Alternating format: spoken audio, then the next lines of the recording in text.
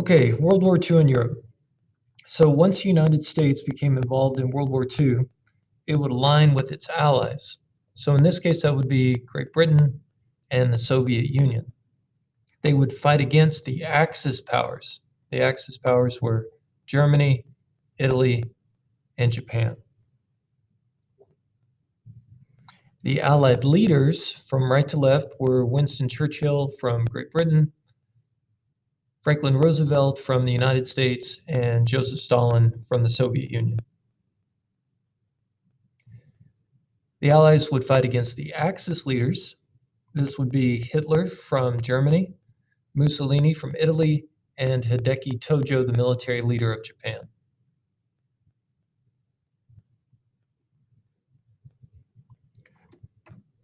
So soon after the United States entered the war, Churchill and Roosevelt would meet to discuss their strategy and their plans, who they were going to attack first, and how they were going to go about it. And so what was eventually decided was that Germany was the greatest threat. Hitler was the one they wanted to focus on. And so as a result, their focus would be on Europe. But the dilemma, since Stalin was an ally, was what to do about Russia in this case. If you remember early on in the war, Hitler had surprise attacked Russia, and now the bulk of the German army was focused on trying to take Russia from Hitler. When Roosevelt and Churchill met, what they decided was that, especially coming from Churchill, Churchill said that he enjoyed seeing the two great totalitarian dictators fight it out and destroy each other. And so what he advised Roosevelt was instead to go ahead and to send them supplies to help in their effort against Germany, but to not dedicate any troops to this area.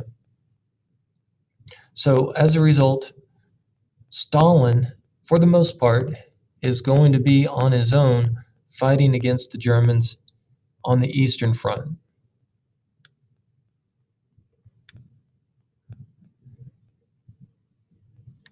So early on in the campaign, the British and American forces tried to test Germany's army to see how strong they were and if they could attack them straight on. And it was decided that the German army was much too strong for that. So instead, what the British and Americans decided was that they were going to bomb their industries. These were their industries that were creating war weapons. So this is Greater Germany right here. And one of their focuses is going to be on this town of Hamburg and another one called Dresden. So they would launch these massive military bombings. You see here, this is Hamburg after the bombing in 1939. And then you see here Dresden. So it looks like there's a lot of destruction that happened, and there definitely was a lot of destruction that happened. But all in all, even though these towns were completely destroyed, and other towns were as well, when you look at the effectiveness of it, the Allied bombings were not that effective. That was because their large bombers, as they were going in, would be attacked by the much smaller German airplanes, the German fighter planes. They were much quicker, they were more agile, and as a result, were able to shoot down the bombers. And also because these bombings caused massive casualties among the Germans. And even though it may be difficult to understand this, millions of people loved Adolf Hitler and would support him no matter what. And so with these bombings by the Allies, it only reinforced their beliefs and their ideas that they needed to support Adolf Hitler even more. Well, the first time that the Americans would face the Germans in a battle would be in North Africa. That's this area here. So early on in the war, the Italians had tried to take over North Africa, and the Germans were sent in to try and prevent this from happening. And the Italians were having difficulty fighting against the British. The Germans would come in to reinforce the Italians.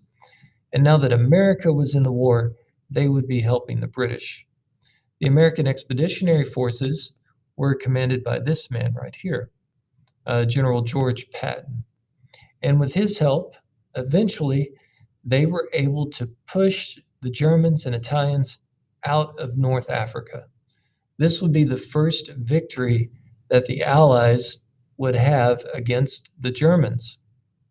And then as they pushed the Germans and Italians out of Africa here, they would push them back into Italy, and that would be the Allies' next focus, would be Italy.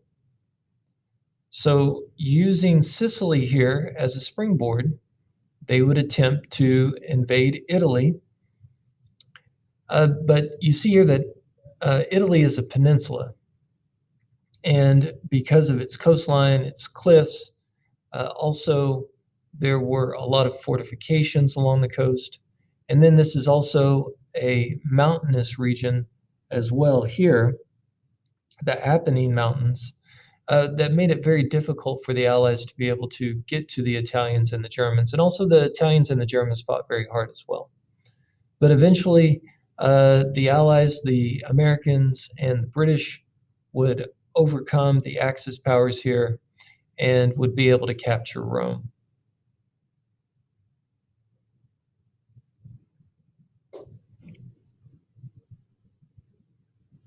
So in the Atlantic, military supplies and weapons were being shipped to Great Britain right here. And this was to prepare now for a massive military campaign against Germany and France. France is here. If the Allies could take France, then they could launch a large-scale offensive and begin pushing the Germans out of France back into Germany.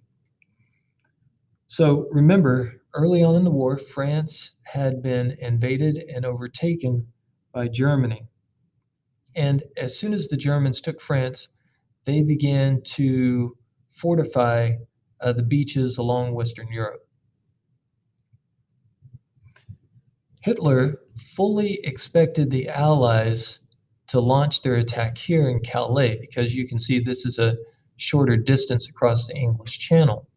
He did not expect the Allies to attack further down the beaches here of Normandy. These different beaches would have code names. You had Utah, Omaha, Gold, Juno, and Sword.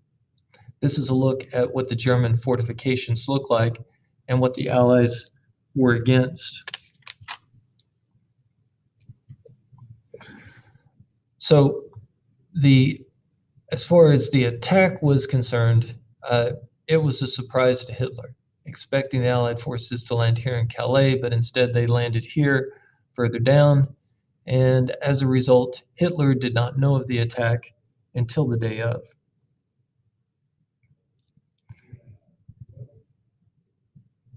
General Eisenhower, that you see here, was the supreme commander of the Allied Expeditionary Force, and he was the one that commanded the attack on Normandy.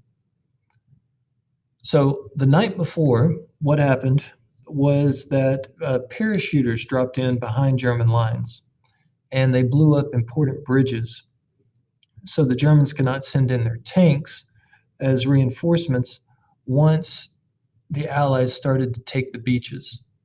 And then after the parachuters came in, you had aerial bombings along the beach by American and the British to try and soften up the German defenses.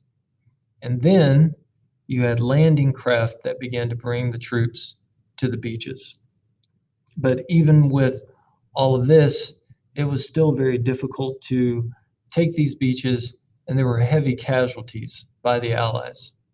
One beach in particular had the highest casualty rate, and that was Omaha Beach right here. And many soldiers died trying to take the beach. So once the Allies had taken the beach, they would begin to secure their positions and begin to push the Germans out of France. And that's exactly what happened. So meanwhile, back in Russia, as I said before, was taking on the brunt of the German forces. There were fierce attacks on the Soviet towns of Leningrad, Moscow, and Stalingrad, and the Germans had attacked Russia early on in the summer. But as the war dragged on, in summer, this nice weather that they were having in summer turned to winter, the German forces were unprepared. Their supply lines were stretched, and the Germans had a difficult time getting the right amount of supplies to their soldiers. So many German soldiers did not have the proper clothing or even the equipment, and many also lacked food and other resources to be able to stay alive during the Russian winter. So that, in combination with heavy resistance from the Russian army, the Germans were eventually pushed out of the Soviet Union, and now Stalin is going to be able to retake land he had lost to Hitler's army. So after D-Day and the invasion at Normandy by the American Allied forces, the Germans are being pushed out of France now, and the Germans are going to launch one last offensive. And this is going to be known as the Battle of the Ardennes or the Battle of the Bulge. So the Allied forces are now going to focus on the Ardennes, and this is in southern Belgium here. This is a heavily forested and also a mountainous region as well. So that's going to make this battle especially difficult. The Germans know that if they lose this war, or this battle, they will probably lose the war. So they fought very hard. You can see here that as the Germans fought back against the Americans, the defensive line of the Americans began to kind of bulge out a little bit. And that's why it's called the Battle of the Bulge, where it looked like possibly the defenses would break and the Germans would be able to break through again. But once this battle dragged on, and again, as it turned to summer and the weather began to improve, the Allies were able to send in fighter planes to help with the troops that were on the ground as reinforcements. And this helped to reinforce their positions. And then eventually the Americans were able to push back, and they were now able to advance their armies through France and into Germany, causing the Germans to retreat. And after this war, or after this battle, Adolf Hitler and the rest of the German military generals knew that they had lost. By April 1945, it was very clear that the Germans had lost the war. You have the American and the British coming in from France. You have the Russians that are advancing in on Germany as well. And as you can see here, there were even Russian tanks that had arrived in Germany and Berlin. They were in the suburbs outside. Hitler, in his bunker that you see here, knew that he had lost the war, and in his bunker he ended up committing suicide April 30th, 1945. Germany now would surrender unconditionally a week later. But even though Germany had been defeated, now the focus by the Allies is going to turn to Japan.